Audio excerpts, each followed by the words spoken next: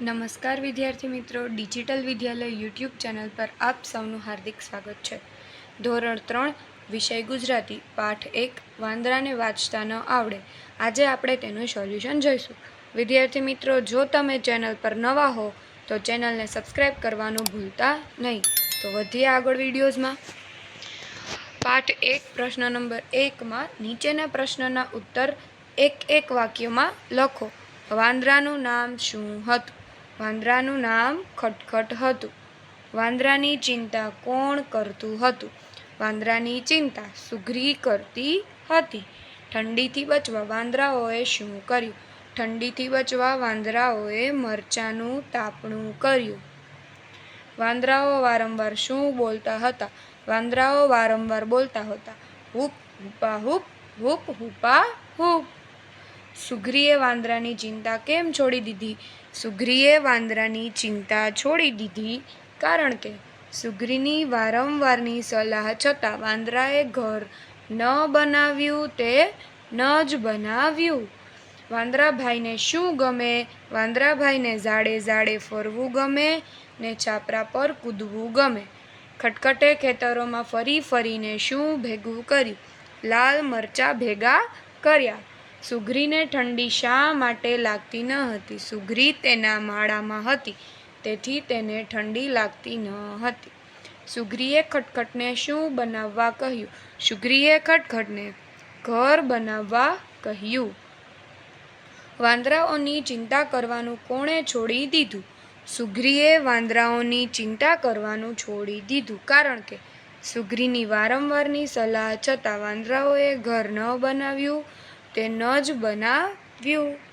ત્યારબાદ પ્રશ્ન નંબર 2, નીચેના પ્રશ્નના 2-3 વાક્યમાં ઉત્તર લખો. ઘર વગર વાંદરાઓને કઈ મુશ્કેલી પડતી? તેઓ ઠંડીમાં થરથર ધ્રુજવા લાગ્યા, ગરમીથી પરસેવે રેબઝેબ થઈ ગયા, વરસાદમાં ભીંજાઈ ગયા. આ નાનકડી સુગ્રી મને સલાહ આપવા નીકળી છે એવું વાંદરાને કેમ કહ્યું હશે? એવું વાંદરાએ સુગ્રી મને ઠંડીથી બચવા ઘર બનાવવા કહે છે પણ તેને તે સલાહ ગમતી નથી તેથી કહ્યું હશે. વળી તે માને છે કે સુગ્રી તો તેના કરતાં ખૂબ નાની, તે વાંદરાને કેમ સલાહ આપી શકે? ખટખટે એક ઘર પાસે શું અચરજ જોયું? ખટખટે એક ઘર પાસે થોડા માણસો જોયા. તેઓ ભેગા થઈ લાકડા સળગાવીને બેઠા હતા. તેઓ લાલ અંગારા પાસે હાથ રાખતા હતા અને ગાલ પર મૂકતા હતા. વાંદરાઓને ધ્રુજતા જોઈ ખટખટ સુગ્રીએ શું વિચાર્યું? બિચારા વાંદરાભાઈ ઠંડીથી કેવા થથરે છે. ઠંડીથી બચવા હું તેમને મારા માળામાંય બોલાવી શકતી નથી. શિયાળામાં વાંદરા શું ગાવા લાગ્યા? ડાળે ડાળે કૂદીએ છીએ, ઝાડે ઝાડે ફરીએ છીએ, ઠંડીથી ક્યાં ડરીએ છીએ, હૂપા હૂપ, હૂપા હૂપ. પછી ખટખટ ઉનાળામાં ઠેકડો મારી શું ગાતો હતો? ઝાડને છાંયે રહીએ છીએ, પૂંછડે પવન નાખીએ છીએ, ગરમીથી ક્યાં ડરીએ છીએ, હૂપા હૂપ, હૂપા હૂપ. બધા વાંદરા તેમની પૂંછડીઓ ઊંચી કરીને શું ગાતા હતા?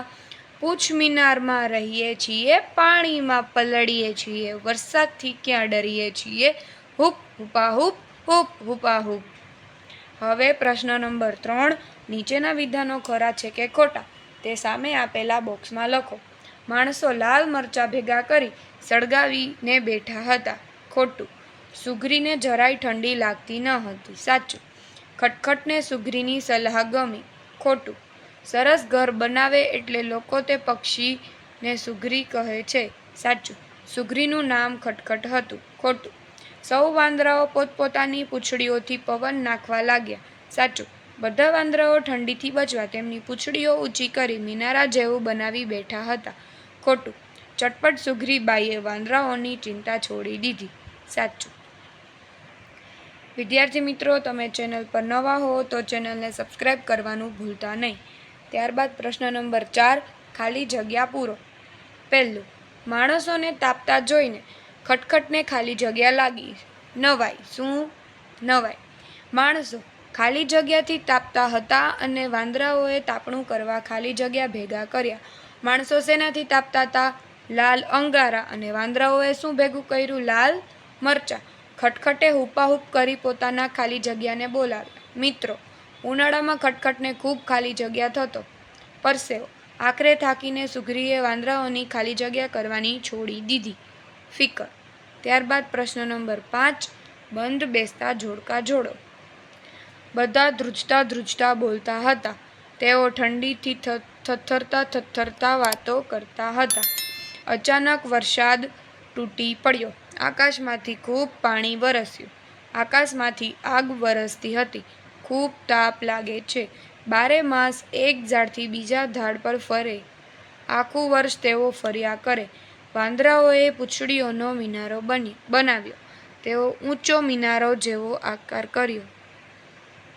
ત્યારબાદ પ્રશ્ન નંબર 5 માં પાછું છે બંધ બેસતા જોડકા જોડો. ચટપટ સુગ્રી, ખટખટ વાંદરાભાઈ, વીજળીના કડાકા ભડાકા અને વાદળોનો ગડગડાટ. ત્યારબાદ છે પ્રશ્ન નંબર 7.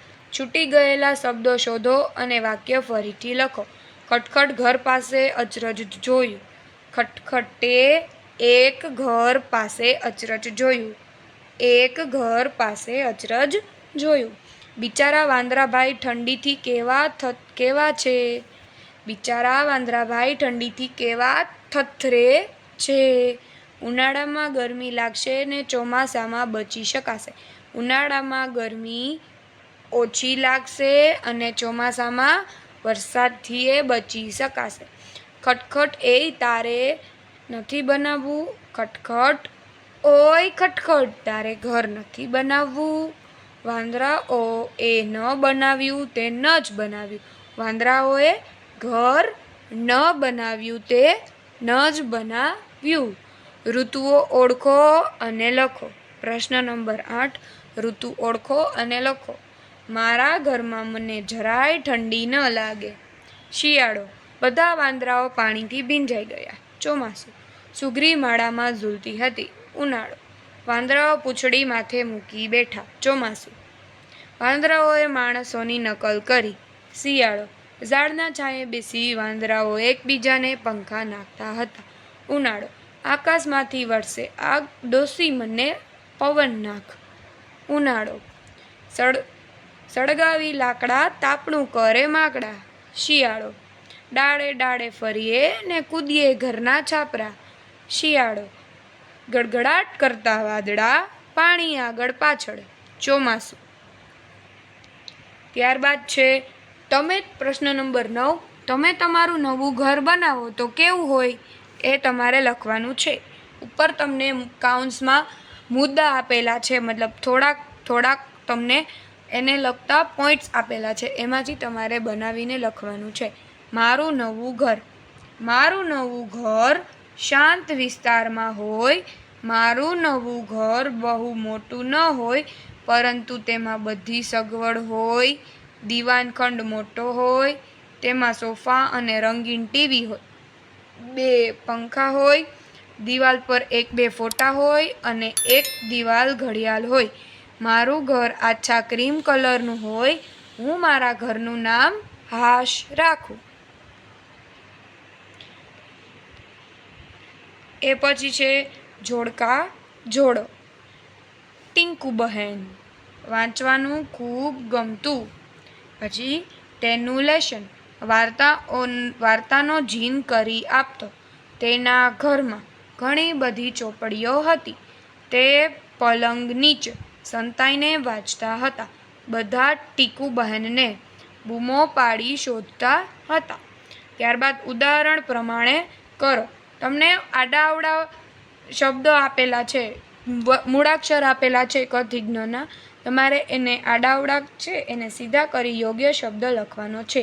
ડી પ ચો, ચોપડી. ન શ લે, લેશન. ન હે બ કુટી, ટીકુ બહેન. યા આ, આજ્ઞા. ઠીપો, ટીસો, સોટી પોઠી. નલ્લત, તલ્લીન. ન ઘીરંગ, રંગીન. જી, જીન. યેડીફ, ફળીએ. ગલંપ, પલંગ. ળા વા જ અજવાળા, રક્ષ અક્ષર, ભીમ, બૂમ. વિદ્યાર્થી મિત્રો, આવા જ પ્રકારના વિડીયોઝ જોવા માટે ચેનલને સબસ્ક્રાઈબ કરવાનું ભૂલતા નહીં.